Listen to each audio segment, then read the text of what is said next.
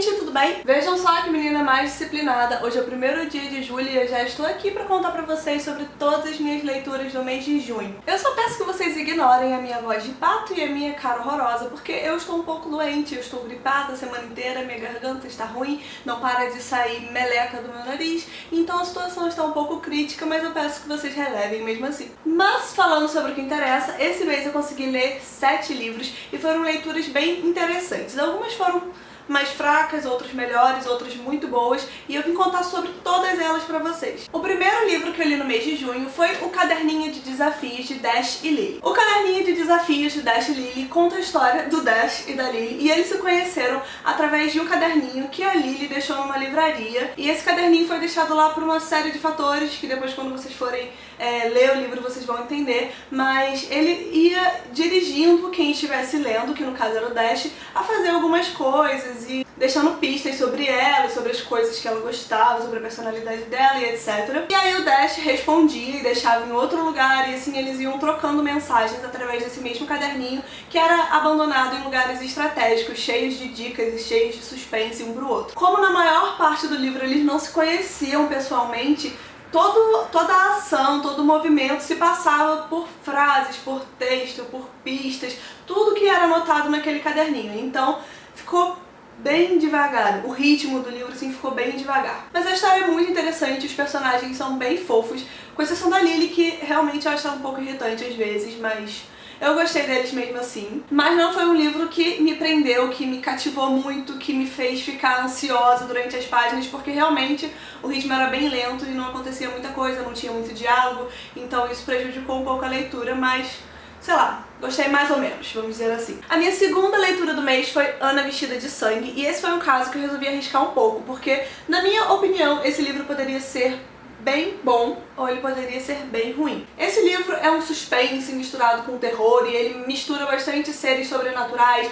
mistura lendas, mistura criaturas, e eu achei isso muito interessante porque foi abordado de uma forma fácil de entender. Muitas vezes, ao falar sobre essa temática mais fantasiosa, os autores acabam pesando muito na escrita e fica uma coisa densa, complicada, pesada mesmo, sabe? Mas nesse caso, a autora soube levar a história de uma forma muito fácil, muito fluida, e de uma forma assim que você lia cada página esperando pela próxima. O personagem principal de Ana Vestida de Sangue é o Cass, e ele é um caçador, assim como o Sam e o Dean de Supernatural, e ele caça criaturas e as mata e etc. E a maior parte da história se passa justamente quando ele está atrás da Ana Vestida de Sangue, que é quem dá o nome ao livro, e é aí que se desenvolve toda a história. É claro que ele acha que vai ser só mais um caso comum, que ele vai chegar lá e vai matar a Ana e tudo vai ficar normal e ele vai voltar pra rotina dele, só que o que acontece é um pouco diferente disso. Ele acaba se envolvendo muito com a Ana e ele fica muito intrigado com a relação que eles acabam desenvolvendo meio que involuntariamente. E tudo vai ficando muito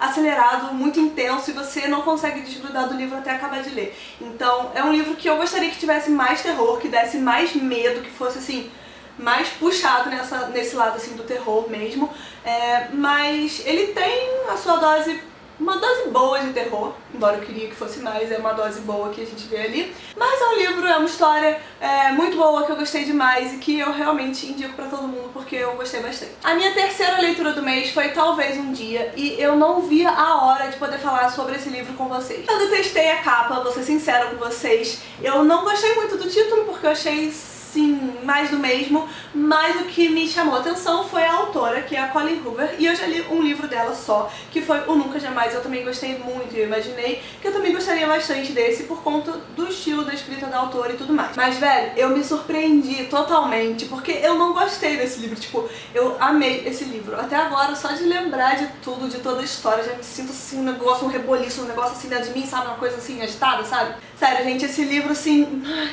Meu Deus, eu não sei nem o que falar. Há muito tempo que eu não me sentia como eu me senti lendo esse livro, porque ele desperta muitas sensações. Tudo acontece de uma forma muito verdadeira, então você realmente sente tudo aquilo que está acontecendo como se fosse você dentro da história. Os personagens principais são a Sydney e o Ridge, e eles se conheceram das suas varandas. Eles moram no mesmo condomínio, pelo que eu entendi, e aí tem um prédio na frente do outro, e ele sempre tocava violão na varanda dele, e ela sempre estava estudando na varanda dela, então ela sempre escutava aquelas músicas que ele cantava, e ela ficava muito encantada com tudo isso. A história toda é muito linda e muito cativante, mas mas não tem como não se apaixonar pelo Reed.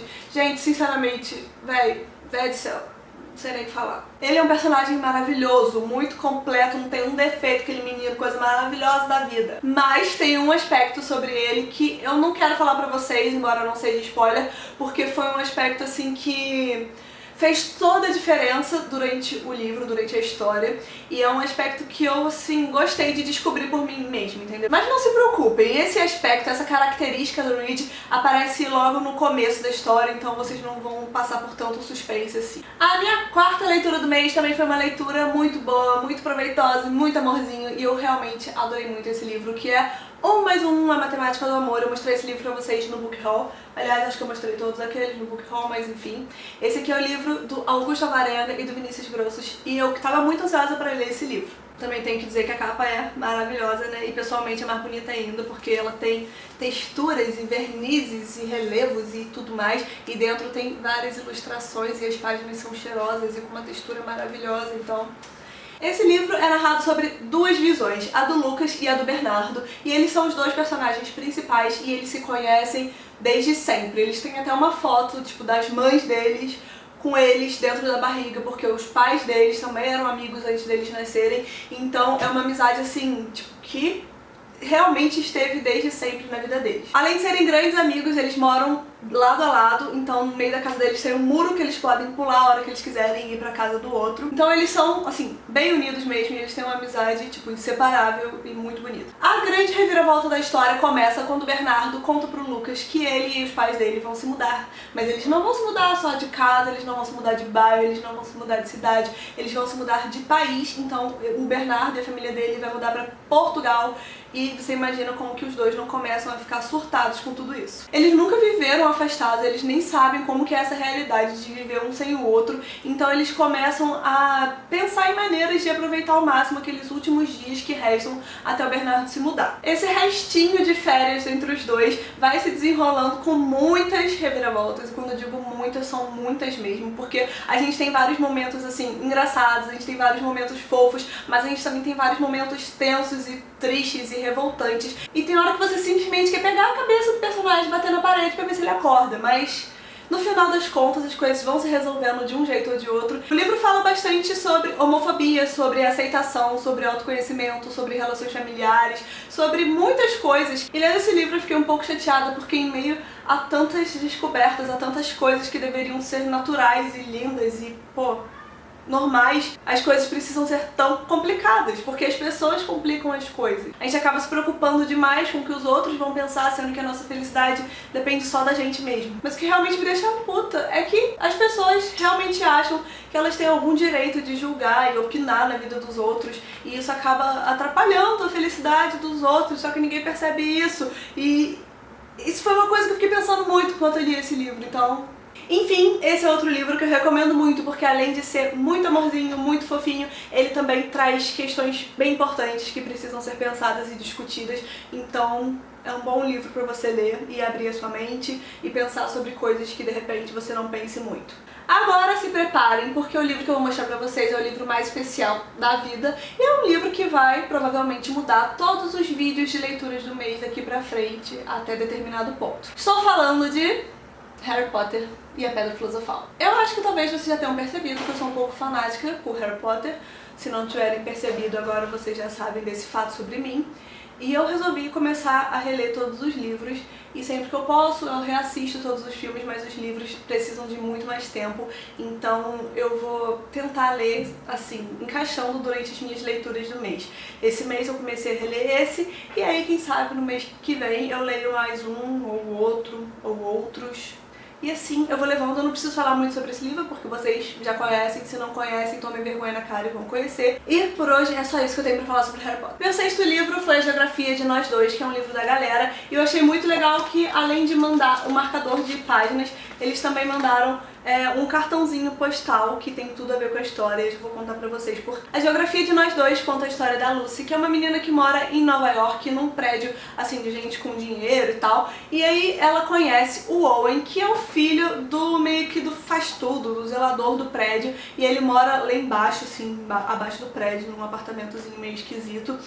E um dia eles se conhecem no elevador do prédio, só que bem no momento em que tá eles dois dentro do elevador, acaba a energia elétrica e eles ficam presos ali. Justamente nessa noite, os pais da Lucy estavam viajando, os irmãos dela também, e o pai do Owen também não estava por perto. Então, quando acabou a luz, tudo ficou um caos completo na cidade e eles começaram a procurar soluções para poder passar aquela noite calorenta de alguma forma menos pior. Então eles passaram essa noite na companhia um do outro e os dois meio que internamente acreditavam que isso seria uma amizade que seria levada adiante, que seria uma coisa mais natural, mas na realidade o que aconteceu foi um pouco diferente, porque os pais da Lucy acabaram tendo que se mudar de país e o Owen também teve que se mudar do prédio. Ele foi mudando e mudando e mudando por várias cidades. Um ia para um lado, outro ia para outro lado e eles vão ficando cada vez mais distantes, a comunicação entre eles ia ficando cada vez mais complicada e as coisas iam se arrastando de uma forma que, sinceramente, acabou arrastando o livro também.